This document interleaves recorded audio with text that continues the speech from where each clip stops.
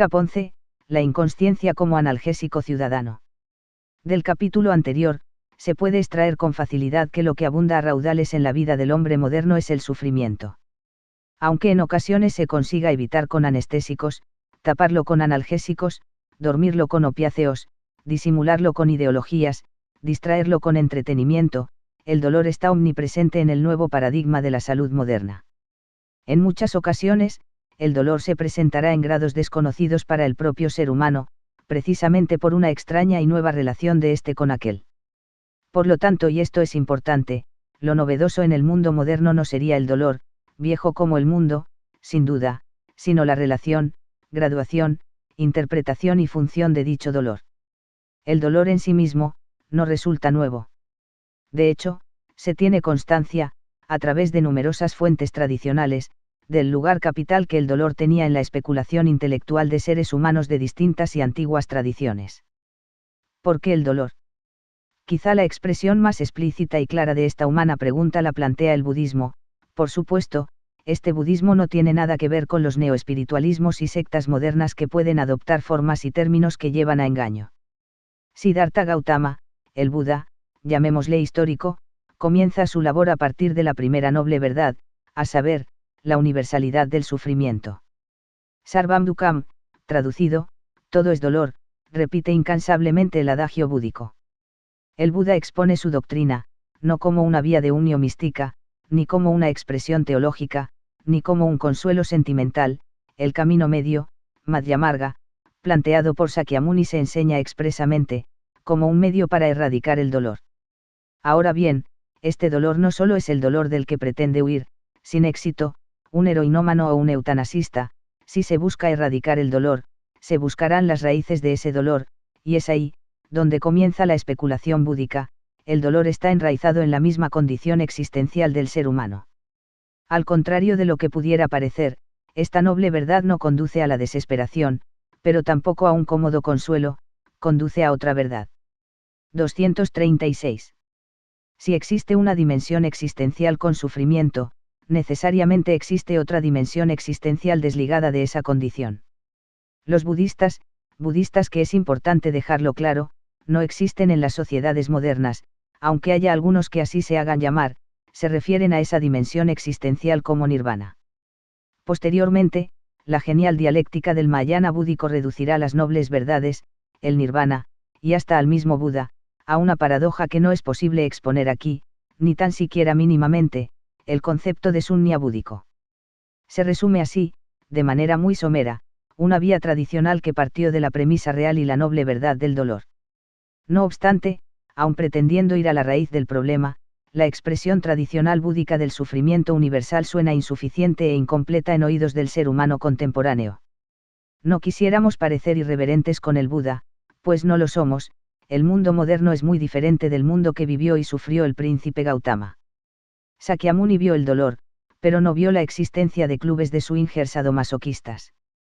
Sakyamuni vio el sufrimiento, pero no vio redes organizadas de pederastia y pornografía infantil en su entorno. Sakyamuni vio la miseria, pero no vio Auschwitz, no vio Hiroshima, no vio la retransmisión televisiva de Abu Ghraib. Sakyamuni se encontró, en su salida de palacio, con ancianos decrépitos y enfermos, pero no se encontró con un cocainómano exaltado, ni con un testigo de Jehová, ni con un casco azul de la ONU. Sakyamuni renunció a su mujer y a su hijo para encaminarse al nirvana, pero Yasodhara no tenía los pechos de silicona ni tomaba Prozac, y Raula no había sido vacunado, ni educado con películas de Disney. Sakyamuni vivió que todo era dolor, pero no sobrevivió en la postergación ulterior de este yuga, en el mundo moderno, en el novus ordo seclorum. Que no se nos malinterprete, y al hablar de cualquier expresión tradicional solo podemos hacerlo desde la humildad y el respeto. La misma doctrina búdica fue explícitamente una adaptación de la tradición primordial, en sánscrito, Sanatana Dharma, a un contexto particular insertado en el tiempo y el espacio.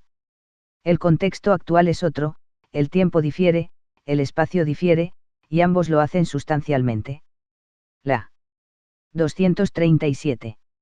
Noble verdad búdica del dolor universal supone ser una bella y válida expresión de la dimensión existencial del sufrimiento bajo parámetros regulares y normales. En el actual mundo moderno, nada es regular, y todo es anormal. Incluso el dolor tiene una función utilitarista, incluso el dolor se busca, se impone, se vende, se compra, y se invierte. Esta anómala función del dolor se explicará a través del presente capítulo, pues esta no supone ser ni mucho menos desdeñable en lo que se señaló en el capítulo 4 como la doctrina luciferina. Este será el objeto que aquí nos ocupa, la función del dolor en el Novus Ordo Seclorum. Sin embargo, tal y como se hizo en otros capítulos, si queremos exponer una falaz inversión moderna, en primer lugar serán necesarias algunas generalidades sobre el principio verdadero y tradicional que sirve a la inversión luciferina, por muy lejano, olvidado y maltratado que dicho principio se encuentre. El dolor se define siempre como algo indeseable. Siendo así, ¿qué papel tiene en la vida de un ser llamado con propiedad humano? Dimensión existencial del dolor según las diferentes tradiciones. A propósito del budismo, se dijo que este no es sino el término que se usa comúnmente para designar una adaptación tradicional a un contexto concreto que requería una actualización. Incluso, no ya dentro del budismo, sino de la tradición Vaisnava, al propio Buda se le considera un avatar, el noveno, siendo precisamente la función del avatar la de manifestarse para lustrar y adaptar el conocimiento al ciclo en momentos de decadencia máxima, tal y como se indica en Bhagavad Gita, 4, 7 y 8. Desarrollar estas importantes cuestiones no solo requiere extensiones que aquí no corresponden, sino que éstas conducirían en algunos casos a más de una confusión. Lo que aquí ocupa es la dimensión existencial del dolor humano, y sobre ello, ya se citó al budismo como una expresión clara. Sin embargo, aun siendo una expresión contundente en cuanto al dolor, ella no resulta ser original. 238. En palabras clarísimas, el dolor humano ha sido el gran interrogante del cual se han desarrollado todas las especulaciones intelectuales y caminos espirituales verdaderos, efectivos y humanos. La ecuación existencia igual dolor es muchísimo más antigua que el budismo histórico, y se puede encontrar en fuentes védicas, tanto del RG, como del Sama, Yagur y Atharvaveda. No solo eso, se puede entrever en expresiones anteriores a estas fuentes, transmitidas oralmente, que se pierden en el tiempo histórico, tales como la doctrina Jaina, el Tantra, o la doctrina Samkhya, llamémosle Samkhya primitivo, para diferenciarlo del Samkhya estructurado posteriormente como Darsana de la escolástica hindú. En las fuentes taoístas también se encuentra el dolor en sus premisas especulativas. Se puede decir más, en los cercanos misterios del Mediterráneo, Osiris, Dionisos y derivados, y de Persia, Mitra y derivados, el dolor aparece como protagonista en expresiones, los modernos las llamarán mitológicas, sobre el dios de los hombres, no solo dolorosas, sino sangrientas. Y esta tragedia persa mediterránea la compartiría sin duda el cristianismo, en donde la pasión ocupa un papel central en su misterio. Por cierto, pasión derivaría del griego patos, que expresaría enfermedad, malestar, dolencia, en definitiva, dolor. Pero no nos extenderemos con más datos. ¿Qué resulta obvio de todas estas expresiones? Ante todo, que el ser humano siente dolor. A continuación, se comprueba que ese dolor resulta indeseable, horripilante, terrible pero al mismo tiempo, inevitable en la medida en la que está unido ontológicamente a la propia existencia. Quizás, ante tal panorama, un carácter débil podría desesperarse o caer en lo que el moderno llama pesimismo. Sin embargo, existe otro punto en común en todas las expresiones aquí citadas: tras el sufrimiento, una ruptura de nivel irrumpe transformando la vieja condición existencial. En el budismo, ya citamos el nirvana, en la doctrina Jaina, el kaivalya, en el tantra, el samadhi, en el samkhya, el concepto de jnana, en los Upanishads védicos, moksha, en las mitologías mediterráneas, el dios, Osiris, es recompuesto y vivificado, e incluso en el cristianismo, la pasión culmina con la resurrección dominical. Por supuesto, existen diferencias importantes en todos estos conceptos que 239. Conviene conocer para no hacer comparaciones inapropiadas y excesivas. Sin embargo, aquí nos concierne lo siguiente: todas estas rupturas de nivel ontológico finalizan cada una a su manera, un proceso, un misterio, una historia que tuvo como comienzo la realidad del dolor. Por lo tanto, ese mismo dolor, aun pudiendo ser infame, demoledor, injusto, tiene también un papel, una función, si se quiere, dentro de esa misma existencia. Esa dimensión existencial del dolor tan difícil de comprender para el moderno acostumbrado a la invertida utilidad que después se verá, es la que se pretende aquí introducir, con el mayor rigor posible y subrayando que en ningún caso, el objeto de este libro es una exposición doctrinal. Pongamos como ejemplo la perspectiva que quizás pueda expresarse de la manera más lógica, el Samkhya, la antiquísima doctrina de discernimiento metafísico. En el Samkhya, la especulación comienza con un objetivo claro, a saber, el conocimiento, jnana. ¿Por qué precisamente este objetivo? Porque en el estadio de ignorancia, avidya, en terminología del Samkhya, hay dolor y esclavitud. La especulación metafísica culmina con el discernimiento intelectual completo, que conlleva por añadidura, la libertad y la destrucción de la ecuación existencia igual dolor. Estamos por lo tanto, ante una estrategia soteriológica, con un objetivo, una diana, una meta. ¿Qué papel tiene el dolor en esta estrategia? En primer lugar, el dolor es algo que se prefiere evitar, pues es precisamente por nuestro rechazo por lo que adoptamos dicha estrategia. Pero no solo eso, el dolor precisamente por nuestro rechazo hacia él, es un catalizador que empuja hacia la meta. Se busca otra dimensión existencial porque la ya sabida es repulsiva, es dolorosa. No se trata de una huida de la vida, un escapismo intelectual o un suicidio teorizado, no, no y no. Se trata de una ruptura de nivel existencial, y esa barrera rota supone ser el sufrimiento humano. Al definirse esta ruptura como un acceso al conocimiento metafísico, jnana, la ignorancia, avidya, es poco menos que un sinónimo de dolor, entendido claro. 240. Está, en su dimensión existencial. Desde esta perspectiva, incluso el dolor extremo no es sino un catalizador hacia la meta existencial. Muchos o pocos sufrimientos pertenecen al campo substancial de la cantidad, y poco importan gradaciones que siempre serán relativas.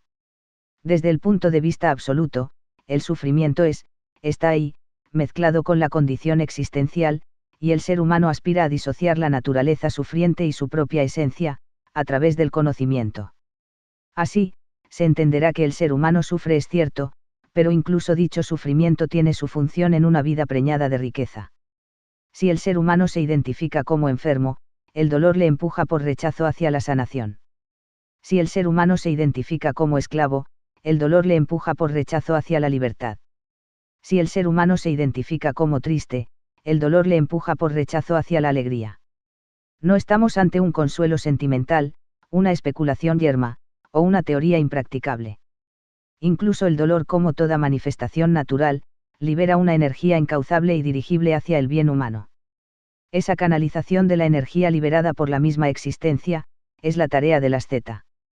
Esta energía no es la energía de la física moderna, por supuesto, y las diferentes tradiciones se han referido a ella con voces relativas a fuego, ardor, calor, siendo la voz sánscrita tapas, la más conocida y mejor conservada de ellas. El asceta no busca el dolor, sino muy por el contrario, sabe que la única forma de acabar con él es quemándolo literalmente de raíz, es decir, agotando sus posibilidades existenciales en este mismo cuerpo y en esta misma vida. La ascesis, por lo tanto, tiene como objeto el dominio de ese calor, para ponerlo al servicio de la causa humana, es decir, la libertad existencial, el conocimiento efectivo, la verdad metafísica, los tres conceptos encierran lo mismo. Esta síntesis ilustra, breve pero rigurosamente, la dimensión existencial del dolor del ser humano desde que se tiene constancia de su existencia. Nada ha cambiado para el ser humano en todo este tiempo. Nada. Ese es el problema. 241. Que este libro aborda, el Novus Ordo Seclorum da a luz a una criatura que nombra como nuevo hombre. Por lo tanto, aunque sea de una manera falaz, mentirosa y monstruosa, algo sí que ha cambiado. En primer lugar, el Novus Ordo Seclorum hará una parodia invertida de esta concepción tradicional del dolor. Después, se completará la inversión tal y como la fuerza infrahumana siempre opera, utilizará ese dolor para sus propios fines luciferinos. La utilidad del dolor para la fuerza infrahumana. El dolor tal y como se presentó en el apartado anterior, no puede ser deseable por un ser humano. De hecho, el dolor es lo indeseable por excelencia, el enemigo existencial a reducir, someter, e incluso aniquilar. Un ser humano que entiende esto, jamás buscará ni su dolor, ni el dolor de un ser semejante. No hay ninguna dimensión moral en esto, sino pura intelectualidad. No se puede desear lo indeseable para un ser, independientemente si este ser es uno mismo, el otro, o un colectivo.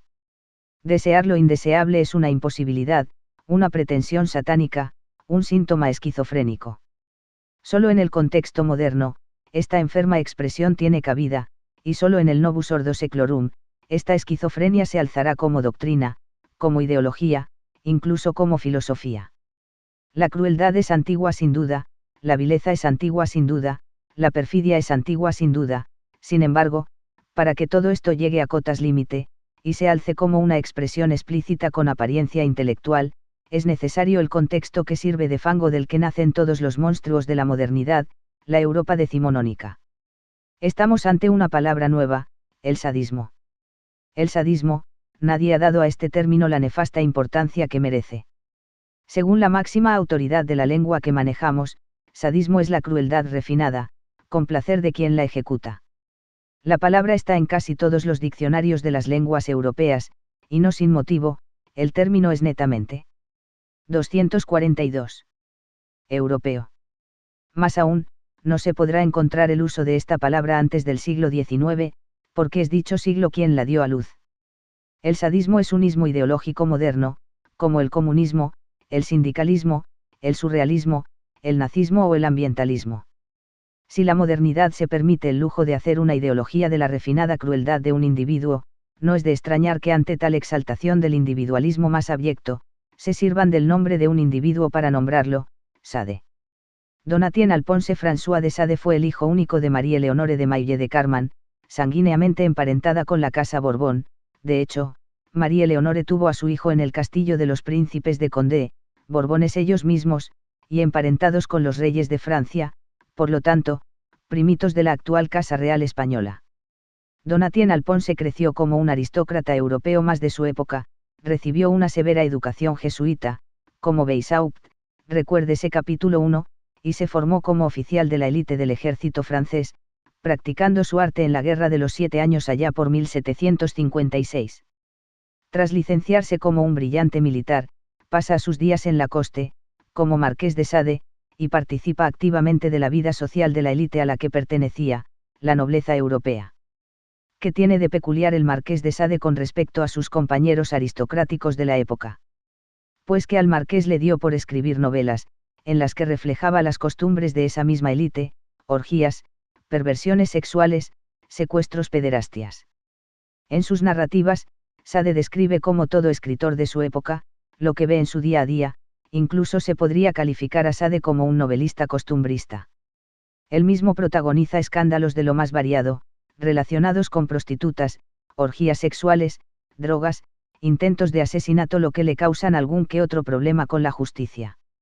Sin embargo, Sade seguiría escribiendo sus inéditas obras literarias, las 120 jornadas de Sodoma, sobre unos menores esclavizados sexualmente, la filosofía de Tocador, sobre el proceso de perversión de una chica llevado a cabo por sus educadores, y griega sobre todo Justine y los infortunios de la virtud, en la que se relata la historia de una 243. Joven que va pasando de mano en mano de secuestradores y violadores de todo el espectro aristocrático, nobleza, militares, clero. Las obras de Sade le causan más problemas al marqués, y no tanto por enemigos moralistas más o menos hipócritas, sino por aristócratas sádicos secuaces que, claro está, no les gusta ni un pelo que sus costumbres salgan retratadas en la literatura. El marqués de Sade publica tímidamente alguna de sus obras, primeramente, en Holanda, y tienen un éxito relativo en la minoría aristocrática. Esa misma minoría se esconderá en el moralismo más hipócrita para perseguir y encarcelar al marqués de Sade en repetidas ocasiones. El mismo marqués de Sade aparece en las listas de la guillotina, pero no muere hasta 1814 completamente chalado, con obesidad mórbida y prácticamente ciego. Sus obras circularon clandestinamente a lo largo de todo el siglo XIX, entre nobles y aristócratas, y sedujeron a literatos como Flaubert, Baudelaire, Dostoyevsky, y sobre todo, a los simbolistas franceses, Rimbaud, Verlaine y otras sabandijas fumadoras de opio, que nombraron a Sade dentro de sus círculos, como el Divino Marqués.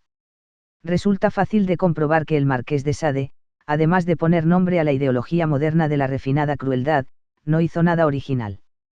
Él se limitó a repetir las costumbres de la nobleza a la que pertenecía, y su labor fue la de escribir narrativas y novelas costumbristas sobre y para la élite europea. Sus libros circularon rápidamente por la aristocracia de Francia, Holanda, España, Alemania, Reino Unido. Literatura para corruptos elititas decadentes que se aburren en el dormitorio. Sí, exactamente eso. El éxito de Sade como literato se puede seguir hasta el siglo XX, existen hasta películas de Hollywood sobre Sade, donde surge una paupérrima literatura erótica, de la cual, algunos críticos literarios señalan al Marqués de Sade como precursor. Nada de esto nos debe distraer de lo crucial en esta materia, el término moderno sadismo.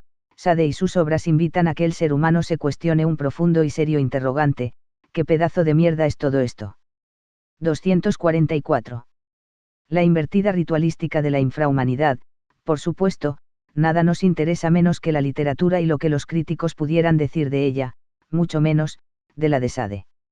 El Marqués de Sade hizo una literatura alrededor de lo que veía en su noble entorno, y ese papel de testimonio, no tanto el de practicante, sirve para documentar lo que aquí se trata.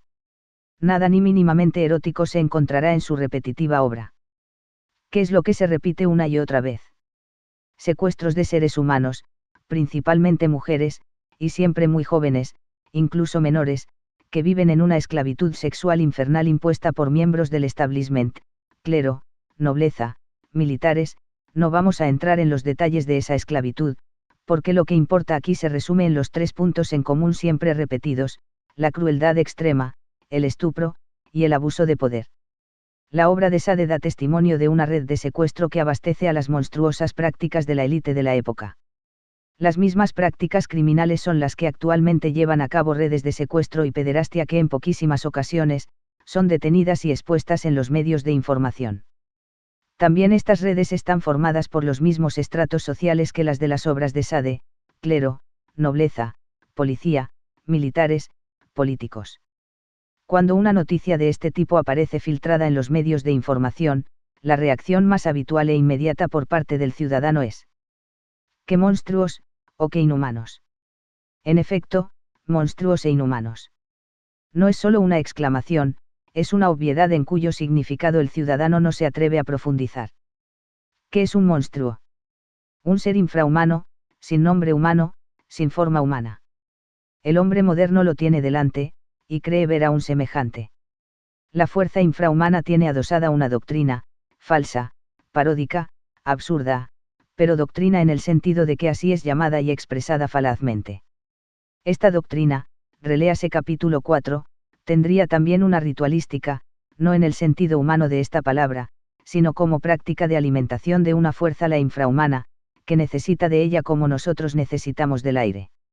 Esta ritualística puede variar en formas, en detalles, en vestimentas, en 245 nombres, en fanfarrias y elementos secundarios, pero en ella siempre aparecen los 3 elementos repetidos por Sade: el sadismo, la violación física, y el abuso de poder doloroso y sangriento. Por supuesto que el ser humano no puede comprender una práctica que le es ajena, pero sí que podemos investigar sobre los hechos que se repiten una y otra vez. En esta ritualística siempre participa un ser inocente, y cuanto más inocente mejor, por eso abundan niños, animales, retrasados mentales, al que le succionan la vitalidad a través de la práctica sexual brutal y las sangrías. Según las investigaciones y entrevistas que hemos llevado a cabo, la infrahumanidad se nutre a través de estas prácticas, de las emociones más bajas e indeseables del ser humano, tales como el odio, la culpa, la vergüenza y sobre todo, el miedo. A través de ciertas prácticas sexuales crueles, se establece una frecuencia vibratoria que permite el trasvase de emociones, del humano al monstruo infrahumano, y es por ello por lo que la sexualidad y la crueldad tienen una función importante en esta ritualística, sirve de enlace entre nosotros y los niveles más bajos de existencia. Lamentamos tener que hablar tan explícitamente sobre estos asuntos, pero no lo haríamos si estos detalles no fueran importantes. Aunque es muy probable que esta ritualística sea muy antigua, se puede constatar que a partir del siglo XIX, ella se hace omnipresente en Europa, Estados Unidos, y todas las élites que dieron cuerpo al Novus Ordo Seclorum. Se pueden leer referencias a las mismas prácticas en Aleister Crowley, Albert Pike, Julius Evola. Se pueden encontrar testimonios de las mismas prácticas rituales en la Alemania nazi, en la Inglaterra de postguerra, en la Rusia estalinista, en la China maoísta. Se pueden encontrar fuentes que testimonian las mismas prácticas rituales por miembros de grupos de lo más variopinto, como la Iglesia Católica, The Round Table inglesa, la Sociedad Brill nazi, los Escuadrones de la Muerte chilenos. A lo mínimo que se investigue sobre grupos de poder del Gran Imperio Británico, de los Estados Unidos decimonónicos, de la Inglaterra Windsor, de las dictaduras militares sudamericanas, de la China maoísta, de las élites saudíes siempre aparece, sin demorar, una referencia a una gentuza sacrificando a un niño, violando a una muchacha o decapitando a un animal. Y actualmente, existen estos rituales. 246. Jamás esta ritualística gozó de mayor éxito y aceptación que ahora, si se habla de un establishment angloamericano europeo, ya se sabrá cuáles son los actuales centros satanistas mundiales más activos, y no resulta difícil investigar las numerosas evidencias, el Reino Unido todo ello, especialmente Escocia, algunas áreas de la ciudad de Londres, y destacar, la isla de Wight, Estados Unidos, con especial atención al estado de California y su Los Ángeles en California está Bohemian Grove, en donde algunos investigadores han llevado a cabo trabajos gráficos que ilustrarían todo esto, y Europa, con epicentros repartidos por Francia, Holanda, Italia, España, Alemania estando el más potente foco en el mismo centro administrativo de la Unión Europea, Bruselas y alrededores belgas y norte de Francia. Se trata de una ritualística extendida globalmente a lo largo de más de 2 siglos, adaptada por todo tipo de gobiernos, todo tipo de ideologías políticas. Pareciendo tan heterogéneos estos grupos, comparten todos ellos alguna unión más allá de sus prácticas. Sí, la comparten, en secreto, aunque la actual omnipresencia de la fuerza infrahumana hace que se trate ya de un secreto a voces. Si hay algo que caracteriza exteriormente a la masonería, resulta ser su secretismo. Esa es la conditio sine qua non del adepto masón, y éste mantendrá el secreto alegando juramento sagrado. Sin embargo, una cosa es el secreto iniciático, y otra muy distinta es el secreto masónico, son realidades prácticamente opuestas. No existe secreto iniciático en la masonería moderna por muchísimos motivos, pero el principal es que la masonería moderna no conforma una cadena iniciática. De hecho, la masonería moderna supone ser en la mayoría de las veces, una organización contrainiciática. En el resto de ocasiones, la filiación masónica tiene el papel de ofrecer al moderno una pertenencia a un grupo, una aceptación por parte de una comunidad, una participación en algo con apariencia importante. El bajo graduado masónico guarda algo en secreto, sin saber exactamente qué secreto guarda. Así, el bajo graduado infla su baja estima personal, y la organización garantiza de esta manera su lealtad. Lo que el principiante masónico sí que sabe son las 247. Consecuencias de la ruptura del secreto, la expulsión automática de la logia, y la correspondiente renuncia a los beneficios económicos y sociales a través de la orden. Por lo tanto, la base del secreto masónico no es otra que el miedo. Se verá sin dificultad que no es un venerable secreto lo que guarda el masón, tan solo es un chantaje de silencio, si te callas, sigues en este juego, si hablas, te vamos a joder. Sin embargo, no resultaría justo dar a la masonería moderna más valor que el que tiene. Ni tan siquiera se puede hablar con propiedad de la masonería, sino tan solo de múltiples organizaciones masónicas, unidas solamente por ciertas cúspides jerárquicas, y con una gran inoperancia en niveles bajo y medio. El 99% de los masones actuales no tienen ni la más remota idea en dónde están metidos, y acceden a estas organizaciones para adquirir influencia política o social, para prosperar económicamente, para ser aceptado por su comunidad, etc. Prácticamente ningún masón de grado bajo y medio sabe cuál es el auténtico objeto de su organización, y mientras tanto, en su ignorancia, el masón se entretiene con solemnes reuniones, un lenguaje rimbombante, decoración estrambótica, elementos estrafalarios, y una camaradería elitista. El masón guarda así el secreto de no desvelar su integral estupidez individual, él está en una organización infame por una interesada ambición personal. Esto mismo no es solo propio de la masonería, sino que es el auténtico reclamo de iglesias varias, sectas, neoespiritualismos, partidos políticos, sindicatos, ONGs, clubes. E incluso las mismas corporaciones transnacionales. Esto resulta importante. La estructura y estrategia de las logias masónicas y las corporaciones transnacionales son exactamente las mismas. El adepto masónico está en la logia por ambiciones de prosperidad individual, el trabajador corporativista está en la empresa por ambiciones de prosperidad individual, el adepto masónico tiene un miedo atroz de ser expulsado y perder lo obtenido a través de su filiación, puestos públicos, influencias políticas, el trabajador corporativista tiene un miedo atroz a ser despedido de la empresa y quedarse en el paro, problemas económicos, deudas varias. El adepto masónico va a reuniones que valora como muy importantes siendo una completa mamarrachada. El trabajador corporativista trabaja arduamente por su empresa sin valorar lo superfluo de su 248. Actividad. El adepto masónico ansía subir en una jerarquía graduada en niveles de obediencia. El trabajador corporativista quiere ascender en un organigrama graduado en niveles de obediencia. El adepto masónico cerrará el pico ante todas las miserias e injusticias que vea para poder adquirir grados. El trabajador corporativista cerrará el pico ante todas las miserias e injusticias que vea para poder promocionarse. Incluso de la misma forma que existe el secreto masónico, existe el secreto profesional. Se entenderá que pocas diferencias, ninguna, de hecho, existe entre un miembro de una logia masónica y un trabajador de Protec y Gamble, Fiat, o France Telecom.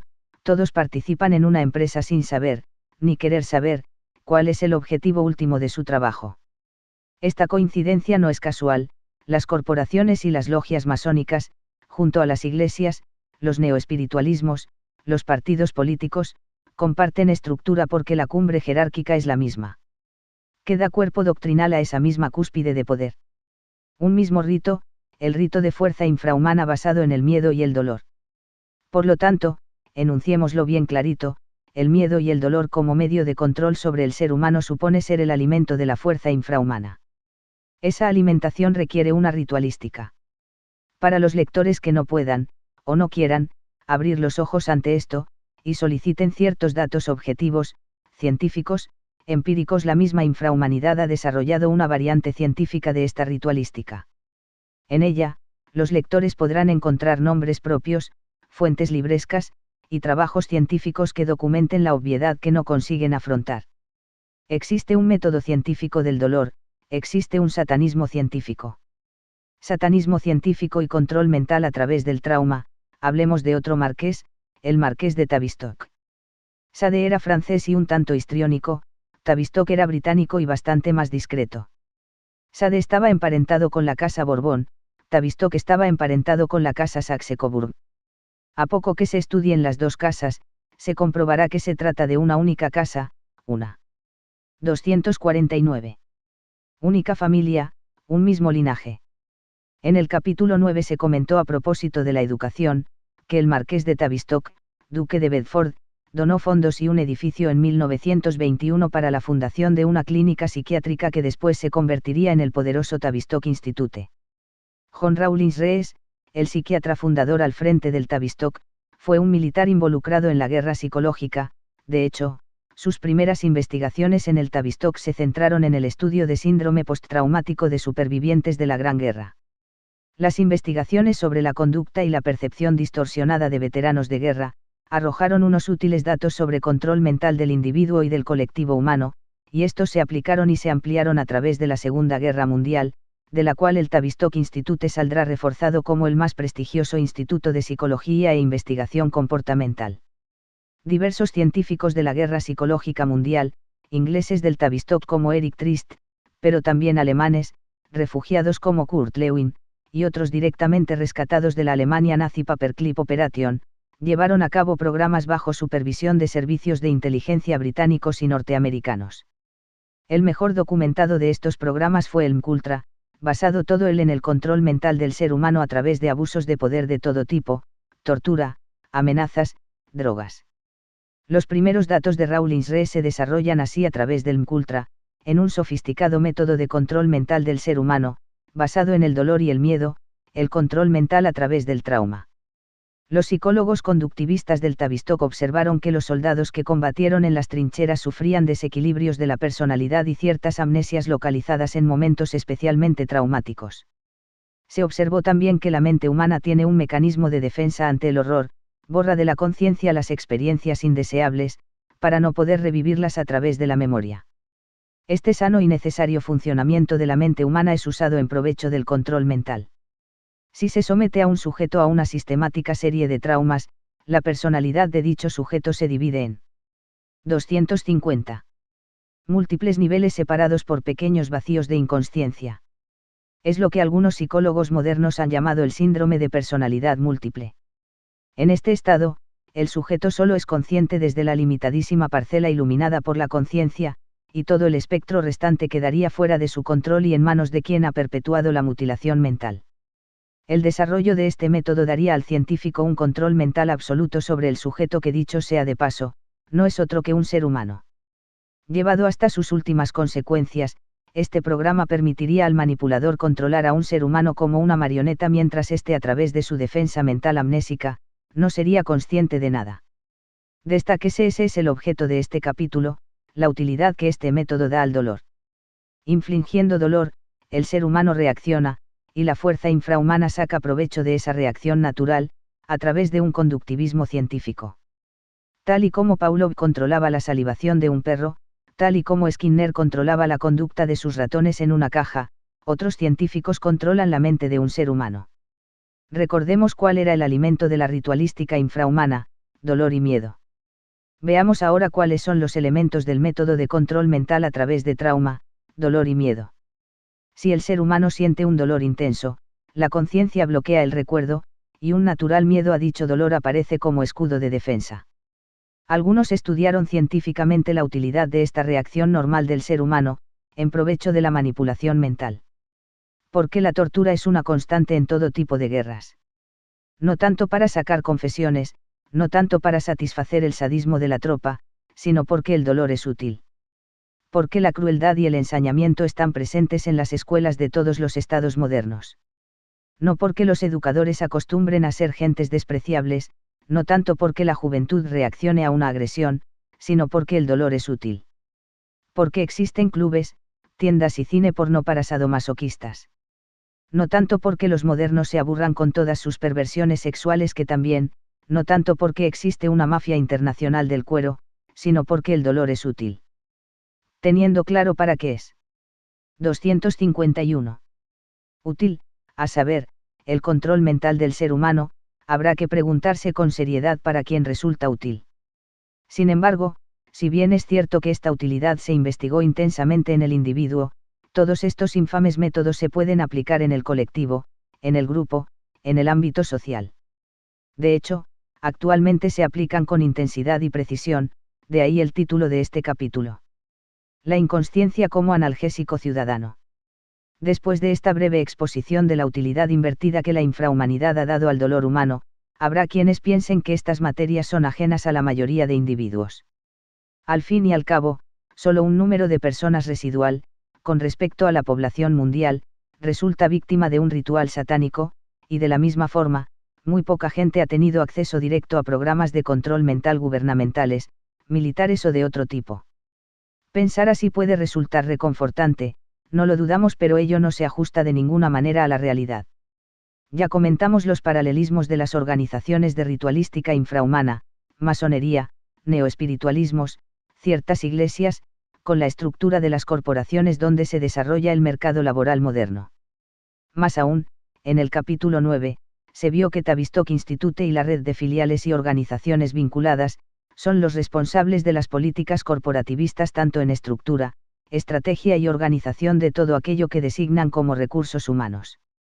La red que concibió el control mental individual a través del dolor, resulta ser la línea de psicología moderna que ha desarrollado elementos que el lector podrá encontrar en cualquier corporación: procesos de selección, estructura de reuniones, estrategias de mejora del ambiente laboral, administración de recursos humanos, entrenamientos, programas de motivación, incentivos. Por cierto, incentivo resulta ser un término extraído directamente de la psicología conductivista teórica, y se puede encontrar en 252. Varios autores, como B.F. Skinner. Por ejemplo, el investigador ofrece un incentivo al ratón: agua con azúcar, comida o una droga adictiva, y este hace tal o cual cosa.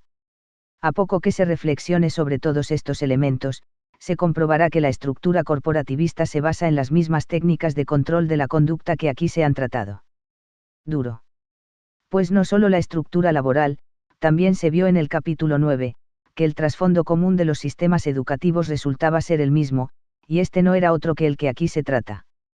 Por lo tanto, si el proceso educativo laboral moderno iría, en una media, desde los 4 a los 63 años, el lector puede comprobar que casi 60 años de vida de un hombre moderno estarían bajo dominio central de un sistema científico de control de la conducta.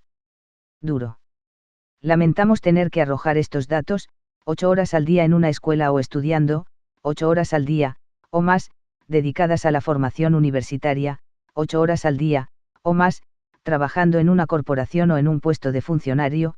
Esto supone que 20 años íntegros, 7.300 días con sus noches, 175.200 horas, el ciudadano moderno los pasaría dentro de un laberinto de ratón de Skinner, en un laboratorio de psicología conductivista, en las manos del satanismo científico ya señalado. Duro. No tanto, algunos lo llaman desarrollo profesional, otros realización personal, otros vida activa. Nosotros preferimos usar un término quizás más apropiado, esclavitud. En cualquier caso, se trata de una nueva servidumbre, un nuevo paradigma de esclavitud. La imagen arquetípica del esclavo está asociada a la del látigo del amo que siempre amenaza. En este caso, ¿dónde está el látigo? ¿Por qué ya no parece necesario? ¿Por qué no lo vemos? Veamos el currículum vitae de un ciudadano medio de cualquier sociedad moderna de un país desarrollado con brevedad y con las inevitables generalizaciones. Un niño nace, y acto seguido, es vacunado por el miedo que sus padres tienen a las enfermedades. Posteriormente, con 4 o 5 años, sus padres le escolarizan por miedo a no poder ofrecerle ellos mismos una educación que integre a su hijo en una sociedad a la que tienen miedo. El niño crece aprendiendo de un profesor al que tiene miedo, comportándose según los 253 patrones establecidos por miedo a no ser aceptado por el grupo, respetando a otros niños y profesores que amenazan a través del miedo. El niño continúa insertado en el sistema educativo estudiando, por miedo a decepcionar las expectativas colocadas en él. Dentro de ese sistema, escoge una formación universitaria por miedo al porvenir, miedo al futuro, miedo a quedarse encerrado, busca una salida profesional. En este medio preuniversitario, se inicia en la sexualidad, poniéndose un condón por miedo al SIDA. Finalmente inicia sus estudios universitarios según los miedos generales, carrera con más salidas, preferencia de la familia miedosa, ambiente de miedo. En la universidad tiene miedo a suspender, miedo a perder la beca, miedo a tener que pagar más dinero por tener miedo, y, tras unos cuantos años de angustias y miedos, se gradúa en un estudio del que tiene miedo que no sirva para insertarse en el mercado laboral. Por este miedo, hace un máster, una postgraduación, una especialización porque tiene miedo de que lo ya estudiado no sea suficiente. Paralelamente, como tiene miedo a la soledad, conoce a una mujer y, tras cierto miedo al compromiso por parte de ambos, deciden casarse, a pesar del miedo que supone hacerlo sin tener un empleo estable. Sin embargo, él consigue un trabajo en una corporación a través de un proceso selectivo que da miedo. Trabaja en una corporación más de 40 horas semanales por miedo a quedarse en el paro, y no poder afrontar la hipoteca que firmó para vivir en un apartamento en el que su mujer tiene miedo cuando se queda sola. Él obedece a un jefe al que tiene miedo, inculca miedo a sus subordinados, actúa tal y como se espera de él por miedo a no ser aceptado por la empresa, silencia indignidades que presencia dentro del entorno de trabajo por miedo a romper el secreto profesional. Poco a poco, es promocionado, él tiene miedo a no poder con tanta responsabilidad, no tiene tiempo nada más que para el trabajo, y así su matrimonio se ve afectado. Él tiene miedo de que su mujer le sea infiel, por lo que él mismo engaña a su mujer con la secretaria, completamente a escondidas, porque tiene miedo a que lo descubran. Sigue promocionando en el trabajo aunque tenga miedo a la crisis y a los recortes de plantilla. Tiene poder adquisitivo y puede comprar ciertos productos que aplaquen su miedo, firma. 254. Seguros varios que cubren riesgos a diferentes miedos, incendios, accidentes, terremotos, apoya activamente a partidos políticos que hablan del miedo a una amenaza terrorista, se hace una vasectomía por miedo a tener más hijos de los que ya tienen, 1-2, si es que tienen, compra una gran casa en las afueras de la ciudad por miedo a la inseguridad del centro, y la blinda con muros, alarmas y cámaras por miedo a los ladrones. Continúa trabajando en la corporación, y ahorra mucho dinero que guarda en un banco por miedo a perderlo. También invierte en un plan de pensiones porque tiene miedo de llegar a viejo sin garantías sociales. También firma un seguro de vida con 50 años porque tiene miedo de morir demasiado pronto. Así, con 60 y pico años, se jubila en la empresa, y tiene miedo de sentirse inútil y miedo a aburrirse. Como defensa de estos miedos, se convierte en un jubilado insoportable, y ese mal carácter le causa algunos problemas de salud. Visita al médico, y éste le mete el miedo en el cuerpo, del infarto, del colesterol, del cáncer, de la artrosis. Evita todos los vicios que ha tenido durante toda su vida, y que en la vejera le causan miedo. Ya es tarde, enferma gravemente y como tiene un miedo atroz a la muerte, la medicina moderna hace todo lo posible para prolongar la enfermedad. En una agonía mantenida con fármacos, los médicos le suministran potentes opiáceos que alejan al moribundo del miedo al dolor. El ciudadano moderno muere, y su último pensamiento fue observar el miedo a cuestionarse si la vida así vivida tiene algún sentido. Queda entendido. El motor del modo de vida moderno es uno, el miedo. Tal frenesí y agitación no lo generan ni la voluntad, ni la personalidad, ni la libertad, ni el destino, ni la libre elección. A poco que se reflexione se comprobará que estas fuerzas apenas operan en la vida moderna. Todas las reacciones inertes que el moderno identifica como vida no resultan ser sino un encadenamiento causal y efectivo de miedos. Él es un rosario de miedos, individuales, colectivos, racionales, irracionales, y a través de la gestión de esos miedos, el ciudadano moderno construye su historia personal. Por supuesto que el miedo puede ser algo natural, el hombre ve una serpiente, siente miedo, y 255. Reacciona retrocediendo. Sin embargo, el número, la intensidad y la repetición de los miedos del hombre moderno están muy lejos de ser algo natural. Es antinatural, más aún, es una aberración, una imposición, un artificio de control sobre él. Se puede saber a qué diablos tiene tanto miedo el hombre moderno. Cada elemento del programa de control social, es decir, cada miedo del ciudadano, supone ser un dolor agudo enquistado como trauma.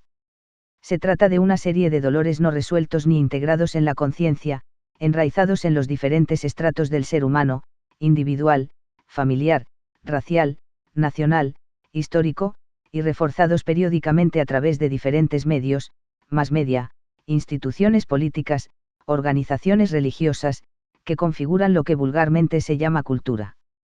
La traumatización psicológica ciudadana se perpetúa a un nivel que permanece inconsciente al individuo.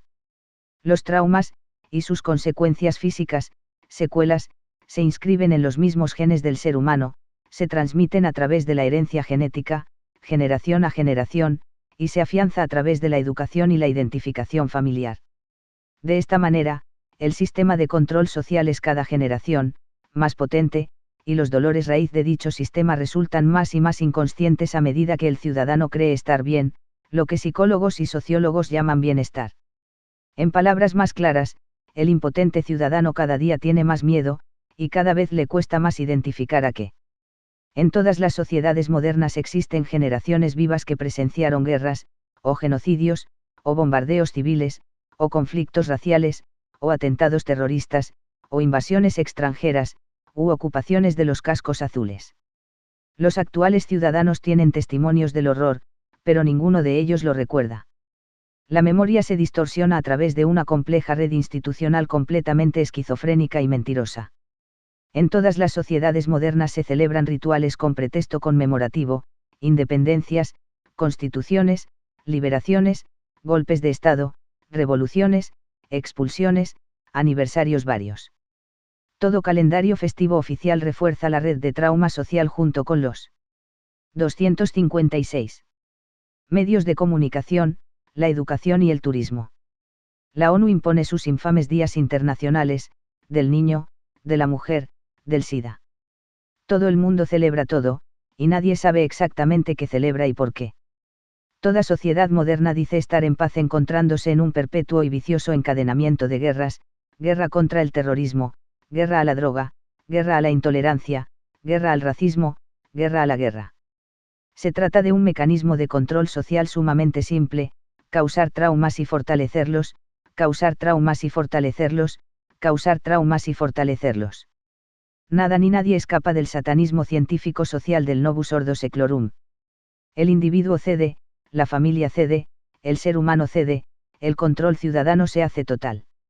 En este sometimiento premeditado del ser humano como ente social, el dolor de nuevo, es el protagonista. El ciudadano moderno se encuentra tan atenazado por el dolor, que la única fuerza interna que le resta la usa para pedir que éste cese a cualquier precio.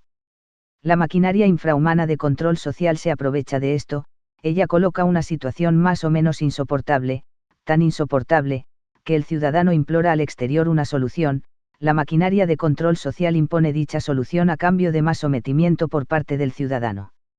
El torturador se convierte así en el salvador, quien causa dolor y disfruta con ello, recibe el respeto, el agradecimiento e incluso, el amor de aquellos que sufren. Comenzamos a entender la auténtica dimensión de la palabra sadomasoquismo. A través de este enfermizo mecanismo, la filantropía la encarnan los enemigos de los hombres, la ayuda humanitaria la reparte la fuerza inhumana, y la paz es impuesta por fuerzas bélicas armadas hasta los dientes. Esto resulta actual y cualquier lector lo puede comprobar echando un vistazo al Mass Media. Las fuerzas pacificadoras entraron en el país en misión de paz, se verá que estos pacificadores van en tanques, portan ametralladoras, y tienen una actitud muy parecida a la de un ejército de toda la vida.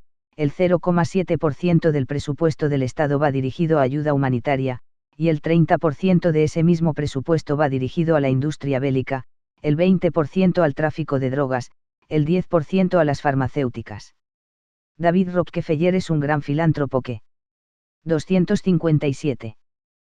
Participa en, David, ¿qué más? ¿No es esa la familia que sufragó la eugenesia durante todo el siglo XX? Sí, pero ahora son filántropos.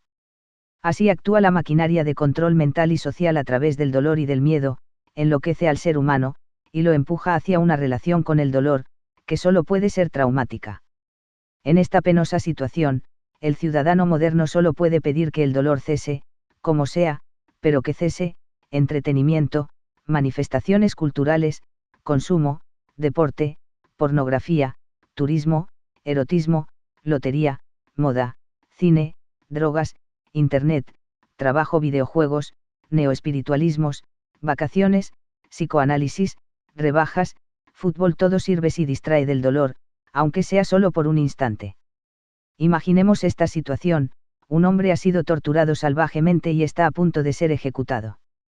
El hombre se incorpora un instante, y le pregunta al verdugo: querido amigo, ¿me puedes dar una aspirina para el dolor? El efecto analgésico. En el capítulo anterior, vimos cómo las compañías farmacéuticas decimonónicas crecieron al comercializar drogas de síntesis, y muy especialmente analgésicos. Se comentó sobre Bayer y sus acetofenidina y ácido acetilsalicílico. También vimos que estas mismas corporaciones participaron activísimamente, por ejemplo, Bayer como IG Farben, en la mayor máquina de causar dolor que se ha concebido, la guerra. Un analgésico es una droga que tiene como activo algo que calma el dolor. Una guerra es el lugar donde más abunda el dolor y por lo tanto, el lugar donde mejor se venden los analgésicos. Estas cuestiones ya fueron tratadas en dicho capítulo. Lo que aquí interesa es el efecto analgésico, y sus aplicaciones no solo en el dominio individual, sino colectivo y social. En esa situación desesperada de círculo vicioso de dolor y trauma ya expuesta, que implora el hombre moderno. Que cese el dolor. El establishment incluso saca provecho de eso, para regodearse en la ignominia y poder seguir torturando a su esclavo. El establishment le da un analgésico. El analgésico no va a acabar con la causa del dolor, en ningún caso.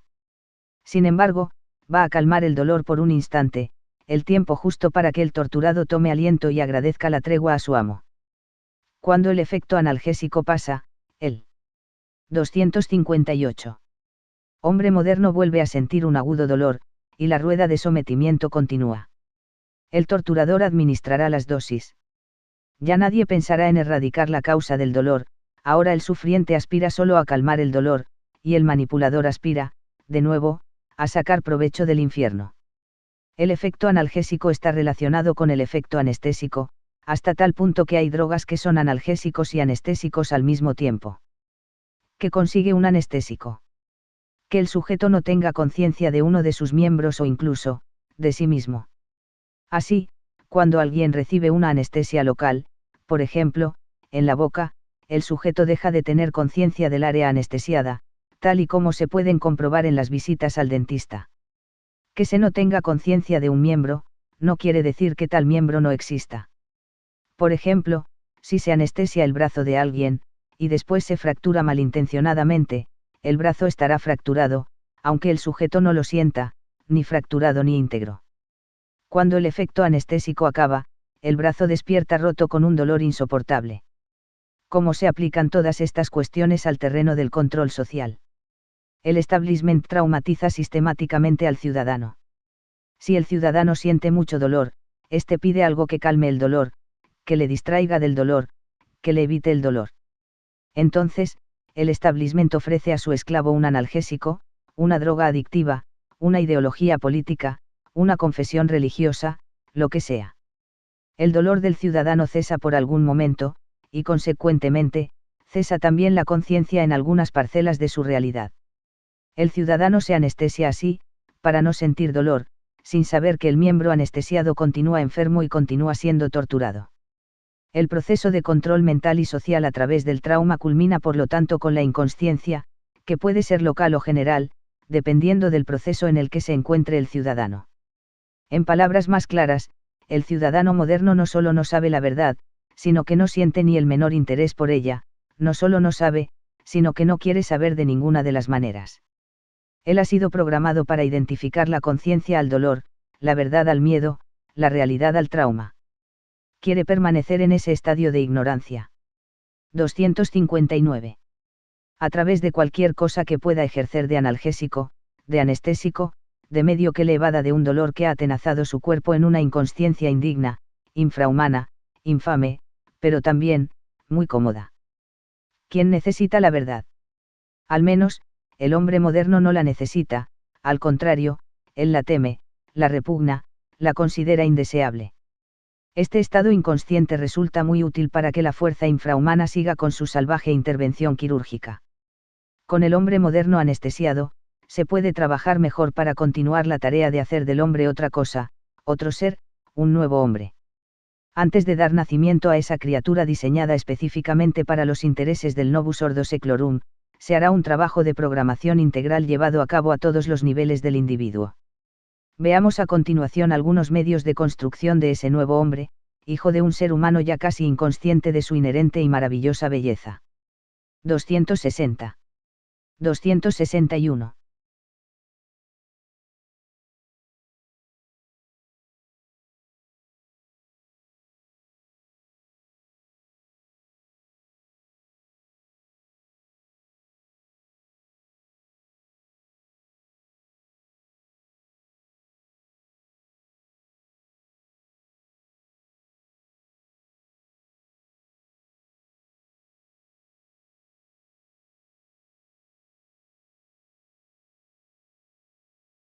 Tradicional búdica del sufrimiento universal suena insuficiente e incompleta en oídos del ser humano contemporáneo. No quisiéramos parecer irreverentes con el Buda, pues no lo somos. El mundo moderno es muy diferente del mundo que vivió y sufrió el príncipe Gautama. Sakyamuni vio el dolor, pero no vio la existencia de clubes de swingers sadomasoquistas. Sakyamuni vio el sufrimiento, pero no vio redes organizadas de pederastia y pornografía infantil en su entorno. Sakyamuni vio la miseria, pero no vio Auschwitz, no vio Hiroshima, no vio la retransmisión televisiva de Abu Ghraib. Sakyamuni se encontró, en su salida de palacio, con ancianos decrépitos y enfermos, pero no se encontró con un cocainómano exaltado, ni con un testigo de Jehová, ni con un casco azul de la ONU. Sakyamuni renunció a su mujer y a su hijo para encaminarse al nirvana, pero Yasodhara no tenía los pechos de silicona ni tomaba Prozac, y Raula no había sido vacunado, ni educado con películas de Disney. Sakyamuni vivió que todo era dolor, pero no sobrevivió en la postergación ulterior de este yuga, en el mundo moderno, en el Novus Ordo Seclorum. Que no se nos malinterprete, y al hablar de cualquier expresión tradicional solo podemos hacerlo desde la humildad y el respeto. La misma doctrina búdica fue explícitamente una adaptación de la tradición primordial, en sánscrito, Sanatana Dharma, a un contexto particular insertado en el tiempo y el espacio. El contexto actual es otro, el tiempo difiere, el espacio difiere, y ambos lo hacen sustancialmente. La 237. Noble verdad búdica del dolor universal supone ser una bella y válida expresión de la dimensión existencial del sufrimiento bajo parámetros regulares y normales. En el actual mundo moderno, nada es regular, y todo es anormal. Incluso el dolor tiene una función utilitarista, incluso el dolor se busca, se impone, se vende, se compra, y se invierte. Esta anómala función del dolor se explicará a través del presente capítulo, pues esta no supone ser ni mucho menos desdeñable en lo que se señaló en el capítulo 4 como la doctrina luciferina. Este será el objeto que aquí nos ocupa, la función del dolor en el Novus Ordo Seclorum. Sin embargo, tal y como se hizo en otros capítulos, si queremos exponer una falaz inversión moderna, en primer lugar serán necesarias algunas generalidades sobre el principio verdadero y tradicional que sirve a la inversión luciferina, por muy lejano, olvidado y maltratado que dicho principio se encuentre. El dolor se define siempre como algo indeseable. Siendo así, ¿qué papel tiene en la vida de un ser llamado con propiedad humano? Dimensión existencial del dolor según las diferentes tradiciones. A propósito del budismo, se dijo que este no es sino el término que se usa comúnmente para designar una adaptación tradicional a un contexto concreto que requería una actualización. Incluso, no ya dentro del budismo, sino de la tradición Vaisnava, al propio Buda se le considera un avatar, el noveno, siendo precisamente la función del avatar la de manifestarse para lustrar y adaptar el conocimiento al ciclo en momentos de decadencia máxima, tal y como se indica en Bhagavad Gita, 4, 7 y 8. Desarrollar estas importantes cuestiones no solo requiere extensiones que aquí no corresponden, sino que éstas conducirían en algunos casos a más de una confusión. Lo que aquí ocupa es la dimensión existencial del dolor humano, y sobre ello, ya se citó al budismo como una expresión clara. Sin embargo, aun siendo una expresión contundente en cuanto al dolor, ella no resulta ser original. 238. En palabras clarísimas, el dolor humano ha sido el gran interrogante del cual se han desarrollado todas las especulaciones intelectuales y caminos espirituales verdaderos, efectivos y humanos. La ecuación existencia igual dolor es muchísimo más antigua que el budismo histórico, y se puede encontrar en fuentes védicas, tanto del RG, como del Sama, Yagur y Atharvaveda. No solo eso, se puede entrever en expresiones anteriores a estas fuentes, transmitidas oralmente, que se pierden en el tiempo histórico, tales como la doctrina Jaina, el Tantra, o la doctrina Samkhya, llamémosle Samkhya primitivo, para diferenciarlo del Samkhya estructurado posteriormente como Darsana de la escolástica hindú. En las fuentes taoístas también se encuentra el dolor en sus premisas especulativas. Se puede decir más, en los cercanos misterios del Mediterráneo, Osiris, Dionisos y derivados, y de Persia, Mitra y derivados, el dolor aparece como protagonista en expresiones, los modernos las llamarán mitológicas, sobre el dios de los hombres, no solo dolorosas, sino sangrientas. Y esta tragedia persa mediterránea la compartiría sin duda el cristianismo, en donde la pasión ocupa un papel central en su misterio. Por cierto, pasión derivaría del griego patos, que expresaría enfermedad, malestar, dolencia, en definitiva, dolor. Pero no nos extenderemos con más datos. ¿Qué resulta obvio de todas estas expresiones? Ante todo, que el ser humano siente dolor. A continuación, se comprueba que ese dolor resulta indeseable, horripilante, terrible pero al mismo tiempo, inevitable en la medida en la que está unido ontológicamente a la propia existencia. Quizás, ante tal panorama, un carácter débil podría desesperarse o caer en lo que el moderno llama pesimismo. Sin embargo, existe otro punto en común en todas las expresiones aquí citadas: tras el sufrimiento, una ruptura de nivel irrumpe transformando la vieja condición existencial. En el budismo, ya citamos el nirvana, en la doctrina Jaina, el kaivalya, en el tantra, el samadhi, en el samkhya, el concepto de jnana, en los Upanishads védicos, moksha, en las mitologías mediterráneas, el dios, Osiris, es recompuesto y vivificado, e incluso en el cristianismo, la pasión culmina con la resurrección dominical. Por supuesto, existen diferencias importantes en todos estos conceptos que 230 por rechazo hacia la libertad. Si el ser humano se identifica como triste, el dolor le empuja por rechazo hacia la alegría. No estamos ante un consuelo sentimental, una especulación yerma, o una teoría impracticable. Incluso el dolor, como toda manifestación natural, libera una energía incauzable y dirigible hacia el bien humano. Esa canalización de la energía liberada por la misma existencia, es la tarea del asceta. Esta energía no es la energía de la física moderna, por supuesto, y las diferentes tradiciones se han referido a ella con voces relativas a fuego, ardor, calor, siendo la voz sánscrita tapas, la más conocida y mejor conservada de ellas. El asceta no busca el dolor, sino muy por el contrario, sabe que la única forma de acabar con él es quemándolo literalmente de raíz, es decir, agotando sus posibilidades existenciales en este mismo cuerpo y en esta misma vida. La ascesis, por lo tanto, tiene como objeto el dominio de ese calor, para ponerlo al servicio de la causa humana, es decir, la libertad existencial, el conocimiento efectivo, la verdad metafísica. Los tres conceptos encierran lo mismo. Esta síntesis ilustra, breve pero rigurosamente, la dimensión existencial del dolor del ser humano desde que se tiene constancia de su existencia. Nada ha cambiado para el ser humano en todo este tiempo. Nada. Ese es el problema. 241. Que este libro aborda, el Novus Ordo Seclorum da a luz a una criatura que nombra como nuevo hombre. Por lo tanto, aunque sea de una manera falaz, mentirosa y monstruosa, algo sí que ha cambiado. En primer lugar, el Novus Ordo Seclorum hará una parodia invertida de esta concepción tradicional del dolor. Después, se completará la inversión tal y como la fuerza infrahumana siempre opera, utilizará ese dolor para sus propios fines luciferinos. La utilidad del dolor para la fuerza infrahumana. El dolor, tal y como se presentó en el apartado anterior, no puede ser deseable por un ser humano. De hecho, el dolor es lo indeseable por excelencia, el enemigo existencial a reducir, someter, e incluso aniquilar. Un ser humano que entiende esto, jamás buscará ni su dolor, ni el dolor de un ser semejante. No hay ninguna dimensión moral en esto, sino pura intelectualidad.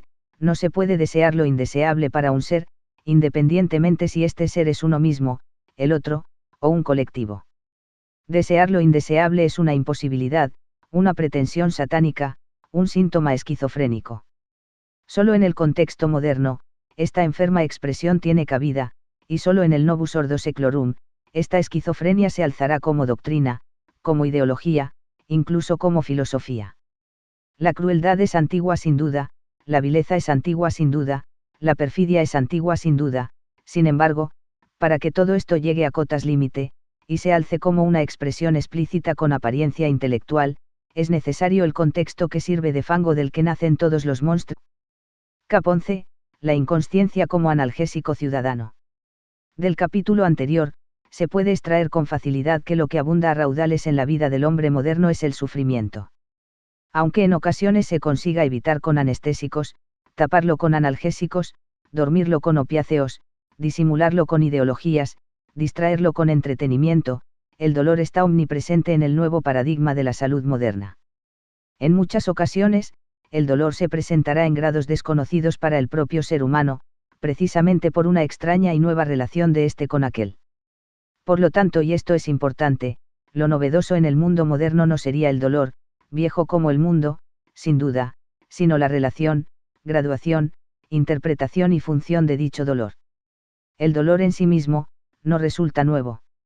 De hecho, se tiene constancia, a través de numerosas fuentes tradicionales, del lugar capital que el dolor tenía en la especulación intelectual de seres humanos de distintas y antiguas tradiciones. ¿Por qué el dolor? Quizá la expresión más explícita y clara de esta humana pregunta la plantea el budismo. Por supuesto, este budismo no tiene nada que ver con los neoespiritualismos y sectas modernas que pueden adoptar formas y términos que llevan a engaño. Siddhartha Gautama, el Buda, llamémosle histórico, comienza su labor a partir de la primera noble verdad, a saber, la universalidad del sufrimiento. Sarvam Dukam, traducido, todo es dolor, repite incansablemente el adagio búdico. El Buda expone su doctrina, no como una vía de unio mística, ni como una expresión teológica, ni como un consuelo sentimental. El camino medio, Madhyamarga, planteado por Sakyamuni, se enseña expresamente, como un medio para erradicar el dolor. Ahora bien, este dolor no solo es el dolor del que pretende huir, sin éxito, un heroinómano o un eutanasista, Si se busca erradicar el dolor, se buscarán las raíces de ese dolor, y es ahí, donde comienza la especulación búdica. El dolor está enraizado en la misma condición existencial del ser humano.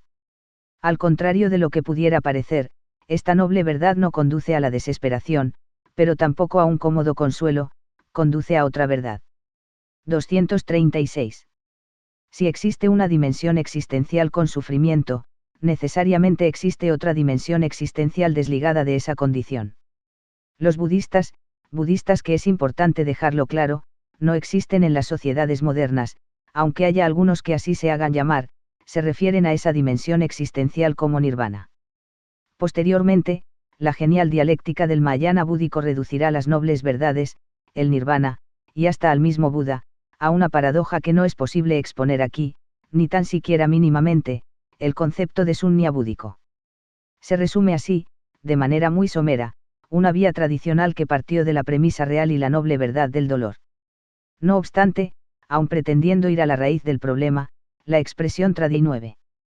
Conviene conocer para no hacer comparaciones inapropiadas y excesivas. Sin embargo, aquí nos concierne lo siguiente: todas estas rupturas de nivel ontológico finalizan cada una a su manera, un proceso, un misterio, una historia que tuvo como comienzo la realidad del dolor.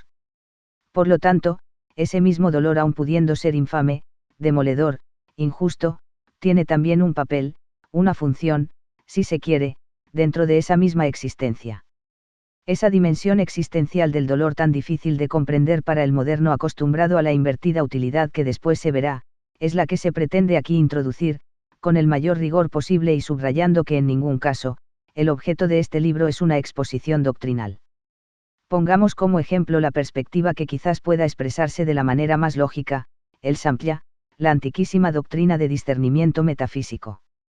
En el Samkhya, la especulación comienza con un objetivo claro, a saber, el conocimiento, jnana. ¿Por qué precisamente este objetivo? Porque en el estadio de ignorancia, avidya, en terminología del Samkhya, hay dolor y esclavitud. La especulación metafísica culmina con el discernimiento intelectual completo, que conlleva por añadidura, la libertad y la destrucción de la ecuación existencia igual dolor. Estamos por lo tanto, ante una estrategia soteriológica, con un objetivo, una diana, una meta. ¿Qué papel tiene el dolor en esta estrategia? En primer lugar, el dolor es algo que se prefiere evitar, pues es precisamente por nuestro rechazo por lo que adoptamos dicha estrategia. Pero no solo eso, el dolor precisamente por nuestro rechazo hacia él, es un catalizador que empuja hacia la meta. Se busca otra dimensión existencial porque la ya sabida es repulsiva, es dolorosa. No se trata de una huida de la vida, un escapismo intelectual o un suicidio teorizado, no, no y no. Se trata de una ruptura de nivel existencial, y esa barrera rota supone ser el sufrimiento humano.